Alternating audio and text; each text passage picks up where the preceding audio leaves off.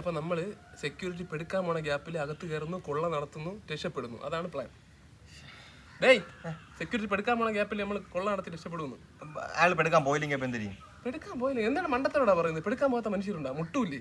അല്ല, ചിലപ്പോ മൂത്രം പിടിച്ചു വെക്കാൻ കെൽപ്പുള്ള ഒരു മനുഷ്യനായിരിക്കും അത്. എന്നാ ഒരു കാര്യം ചെയ്യാം, നമുക്ക് എന്നിട്ട് സ്നേഹത്തോട് പറയാം, മൂത്രം പിടിച്ചു വെക്കുന്നത് കിഡ്നിക്ക് നല്ലതല്ല, കല്ല് വരുമെന്ന് പറയാം. എന്താണ് നിന്റെ പ്രശ്നം? അല്ലണ്ണ, എന്റെ മനസ്സ് എന്നെ എന്തോ അലട്ടുന്ന. നിന്നെ എന്തൊരു വലയ്ക്കുന്നു? വലയ്ക്കുന്നല്ല, അലട്ടുന്നു. എന്തൊരു വലട്ടുന്നു? എനിക്കൊരു കല്യാണം കഴിക്കണം. കല്യാണം കഴിക്കരുത്.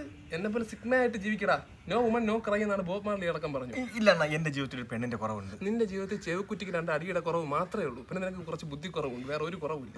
അണ്ണാ, സ്വന്തമായിട്ടൊരു മാട്രിമോണി പ്രൊഫൈൽ ഉണ്ടാക്കുന്നത് ചെറിയ നാണക്കെട്ടുകൊണ്ട് ചോദിക്കണം, എനിക്കൊരു പ്രൊഫൈൽ ഉണ്ടാക്കി തരുമോ?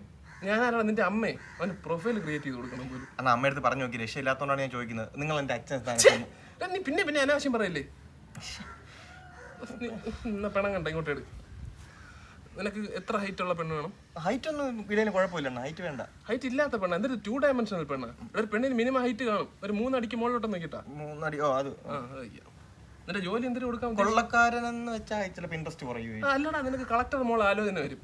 എടാ, ഇത്രയും നല്ല ഫോട്ടോഗ്രാഫർ എന്ന് പറഞ്ഞ് കള്ള പ്രൊഫൈൽ വെച്ച് 10 വർഷമായിട്ട് ഞാൻ നടക്കുന്ന ഒരു ഇൻട്രസ്റ്റ് പോലും വന്നിട്ടില്ല. അപ്പൊ നിങ്ങൾ സിഗ്മെന്ന് പറഞ്ഞതാ? ചില സമയത്ത് പകലൊക്കെ ചിലപ്പോൾ അണ്ണാ ചുമ്മാ. അണ്ണാ, ഇതിൽ ജാതി ചോദിക്കുന്നത് തെറ്റല്ലേ?